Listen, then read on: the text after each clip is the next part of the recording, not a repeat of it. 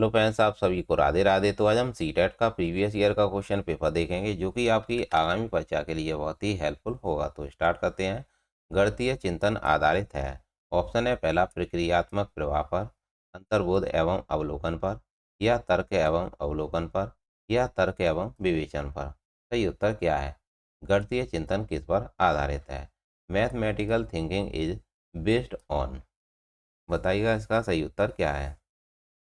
इसका सही उत्तर है ऑप्शन चौथा, गणितीय चिंतन आधारित है तर्क एवं विवेचन पर।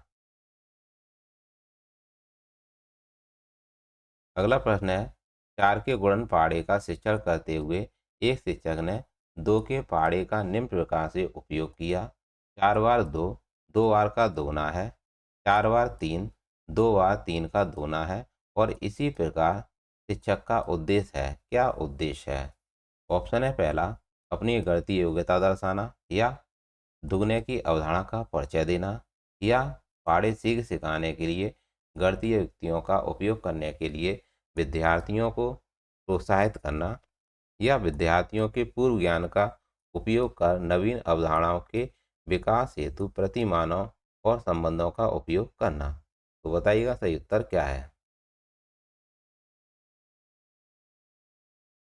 इसका सही उत्तर है ऑप्शन चौथा, विद्यार्थियों के पूर्व ज्ञान विद्यार्थियों के पूर्व ज्ञान का उपयोग कर नवीन अवधारणाओं के विकास हेतु प्रतिमानों और संबंधों का उपयोग करना इसका सही उत्तर है। अगला प्रश्न है, एक छात्र के पास भिन्न की अवधारणा है। वह परिमित संख्या की अवधारणा को भिन्न से जोड़कर आसानी से समझ सकता है। पियाजे के अनुसार कौन सी संज्ञानात्मक प्रक्रिया इसके लिए उत्तरदायी है? बताइएगा सही उत्तर क्या है। मचान, स्कैफोल्डिंग, आत्मसात करना जिसे कहते हैं एसिमिलेशन, अपघटन डिकम्पोजिशन, या डिसेंट्रेशन। सही उत्तर क्या है?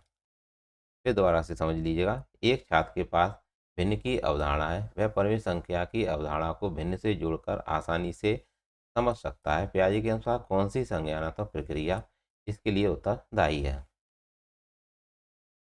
48 का राइट आंसर क्या है? इसका सही उत्तर है ऑप्शन दूसरा, आत्मसात करना जिसे कहते हैं एसिमिलेशन। इसका सही उत्तर है।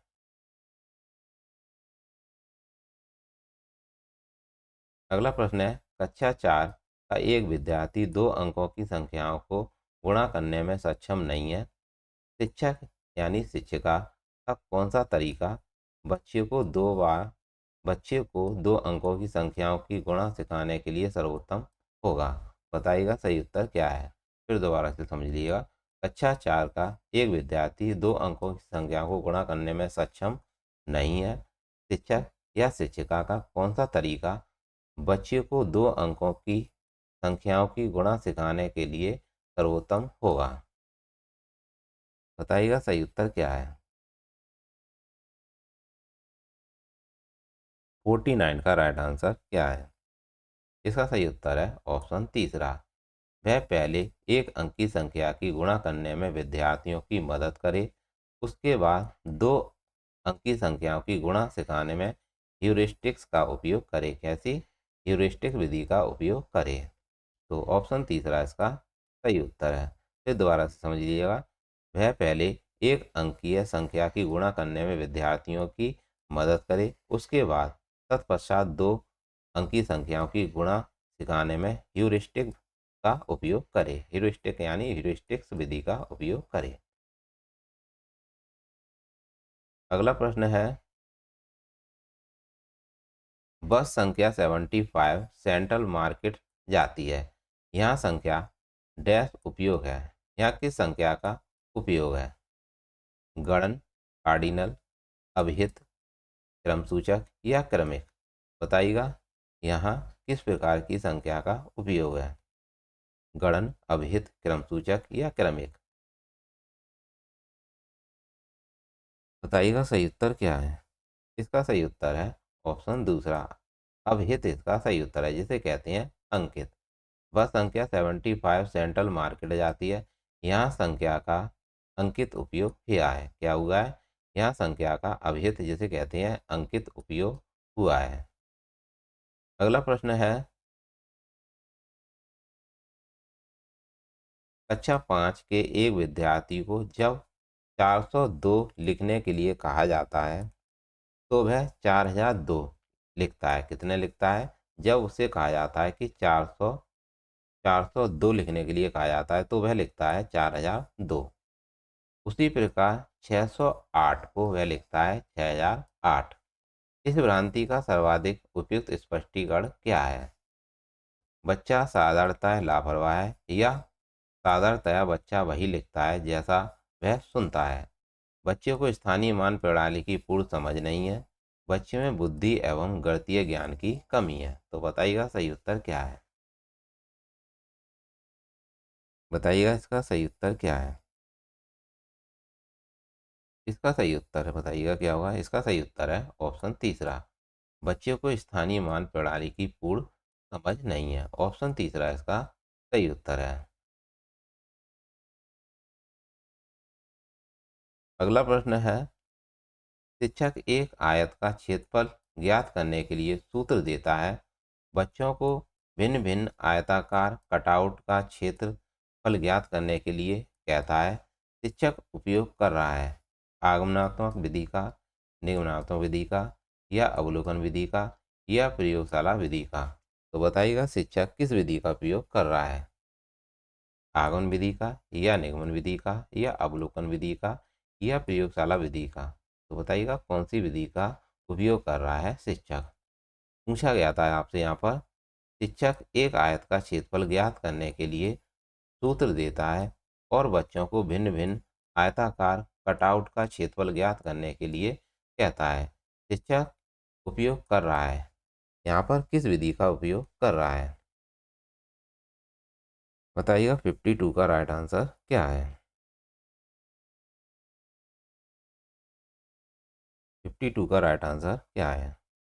इसका सही उत्तर है ऑप्शन दूसरा, निम्नात्मक विधि का यहाँ पर शिक्षक उपयोग कर रहा है। निम्नात्मक विधि में पहले नियम बताए जाते हैं और नियम से उदाहरण की ओर जाते हैं। तो याद रखिएगा, निम्नात्मक विधि में नियम से उदाहरण की ओर जाते हैं। तो यहाँ पर शिक्षक उपयोग कर रहा है निगमन विधि का। तो 52 का राइट आंसर है दूसरा। अगला प्रश्न है, जैनेट अपनी कक्षा में बहुभुज के कई उदाहरण एवं गैर उदाहरण देती है। वह गणितीय शब्द संग्रह का उपयोग करती है और विद्यार्थियों को परिचर्चा में संलग्न रखती है। उनके पास बच्चों द्वारा की गई त्रुटियों और उनकी उनकी वैकल्पिक अवधारणाओं का भी ज्ञान है। निम्नलिखित में से कौन सा एक गणित शिक्षिका के रूप में जैनेट के लिए सर्वाधिक उपयुक्त है? ऑप्शन है पहला, उसे शिक्षा शास्त्रीय विषय वस्तु का ज्ञान है। उसे केवल विषय वस्तु का ज्ञान है। उसे गणितीय त्रुटियों की समझ है। उसे पाठ्यक्रम का ज्ञान है। सही उत्तर क्या है? पूछा गया था आपसे, जैनेट अपनी कक्षा में बहुभुज के कई उदाहरण एवं गैर उदाहरण देती है। वह गणितीय शब्द संग्रह का उपयोग करती है और विद्यार्थियों को परिचर्चा में संलग्न रखती है। उनके पास बच्चों द्वारा की गई त्रुटियों और उनकी वैकल्पिक अवधारणाओं का भी ज्ञान है। निम्नलिखित में से कौन सा एक गणित शिक्षिका के रूप में जैनेट के लिए सर्वाधिक उपयुक्त है? बताइएगा 53 का राइट आंसर क्या है? इसका सही उत्तर है ऑप्शन पहला, उसे शिक्षा शास्त्रीय विषय वस्तु का ज्ञान है। ऑप्शन पहला इसका सही उत्तर है।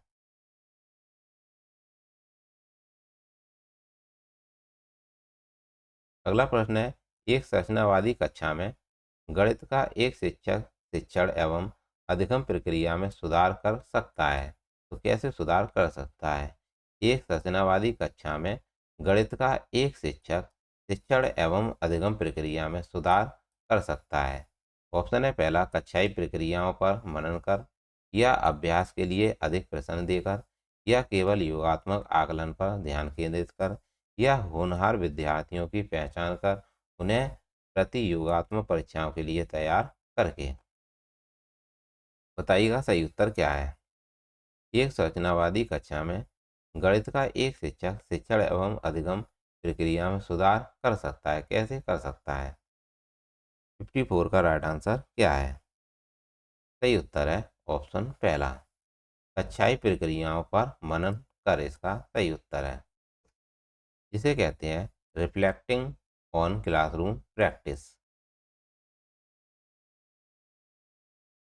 अगला प्रश्न है, राष्ट्रीय पाठ्यचर्या रूपरेखा 2005 के अनुसार प्राथमिक स्तर पर गणित में शिक्षण और अधिगम विधियां केंद्रित होनी चाहिए।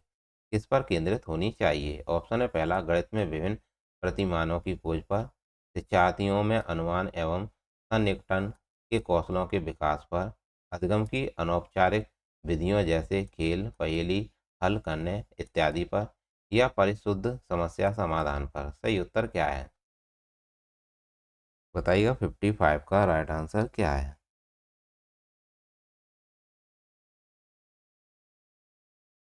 बताइएगा 55 का राइट आंसर क्या है?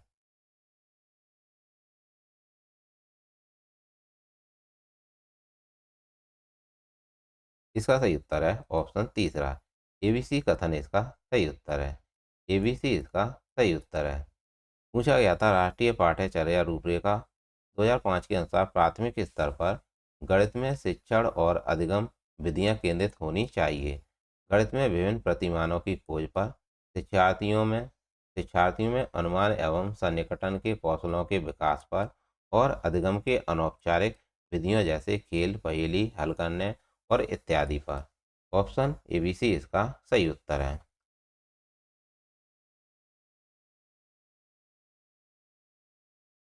अगला प्रश्न है, निम्नलिखित में से विभाजन की संकल्पना से संबंधित विभिन्न संरचनाएं कौन सी हैं? क्रमीकरण, अनुपात, समान, संभागी या पुनः व्यवस्थित करना। सही उत्तर क्या है? निम्नलिखित में से विभाजन की संकल्पना से संबंधित विभिन्न संरचनाएं कौन सी हैं?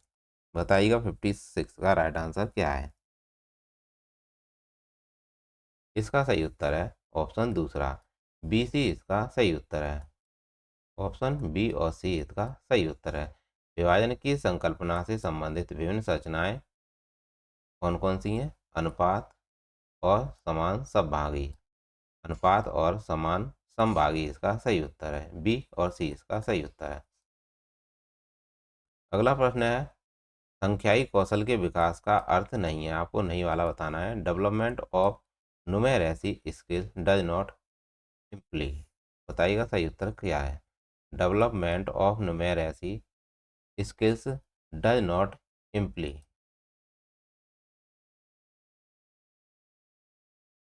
ऑप्शन है पहला, संख्याओं और संख्या संक्रिया के बारे में ज्ञान, संख्याओं के साथ साथ आकृतियों के बारे में समझ, या संख्याओं को रटकर याद करना, या वास्तविक जीवन में आंकड़ों के प्रबंधन के लिए आवश्यक कौशल।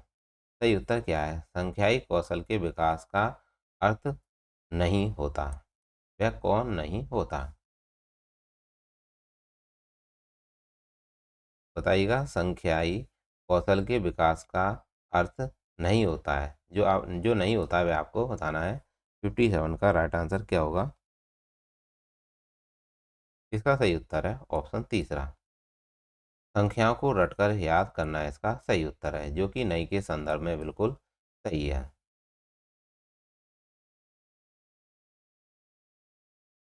अगला प्रश्न है, प्राथमिक स्तर के गणित में पाठ्य पुस्तकें विविध कविताएं, कहानियाँ और प्रतिमान संलग्न करती हैं। राष्ट्रीय पाठ्यचर्या रूपरेखा 2005 के अनुसार इसके लिए निम्नलिखित में से सर्वाधिक उपयुक्त कार्य कौन सा है?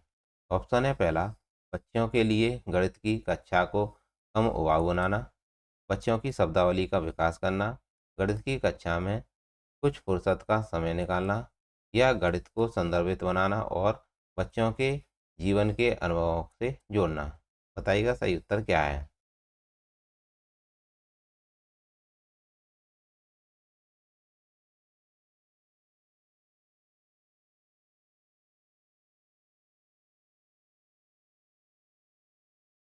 बताइएगा सही उत्तर क्या है? प्राथमिक स्तर के गणित में पाठ्य पुस्तकें विविध कविताएं, कहानियों और प्रतिमान संलग्न करती हैं। राष्ट्रीय पाठ्यचर्या रूपरेखा 2005 के अनुसार इसके लिए निम्नलिखित में से सर्वाधिक उपयुक्त कार्य कौन सा है? बताइएगा 58 का राइट आंसर क्या है? इसका सही उत्तर है ऑप्शन चौथा, गणित को संदर्भित बनाना और बच्चों के जीवन के अनुभव से जोड़ना इसका सही उत्तर है।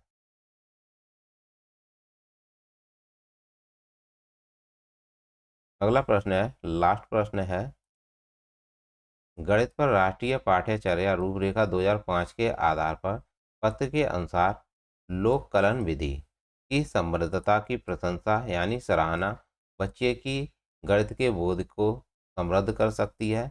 लोक कलन विधि से क्या अभिप्राय है? आपको बताना है लोक कलन विधि से क्या अभिप्राय है। फिर दोबारा से समझ लीजिएगा। गणित पर राष्ट्रीय पाठ्यचर्या रूपरेखा 2005 के आधार के पत्र के अनुसार लोक कलन विधि की समृद्धता की प्रशंसा यानी सराहना बच्चे की गणित के बोध को समृद्ध कर सकती है। लोक कलन विधि से क्या अभिप्राय है? ऑप्शन है पहला, लोकगीतों को गाने के लिए कलन विधि का विकास, प्राचीन काल में उपयोग की गई कलन विधि, पारंपरिक सांस्कृतिक एवं सामाजिक गतिविधियाँ, जो लोग औपचारिक रूप से शिक्षित नहीं हैं उनके द्वारा प्रयुक्त की गई मानसिक गणना की विधि। सही उत्तर क्या है? बताइएगा इसका सही उत्तर क्या है। इसका सही उत्तर है ऑप्शन चौथा, जो लोग औपचारिक रूप से शिक्षित नहीं है उनके द्वारा प्रयुक्त की गई मानसिक गणना की विधि इसका सही उत्तर है। ऑप्शन चौथा इसका सही उत्तर है।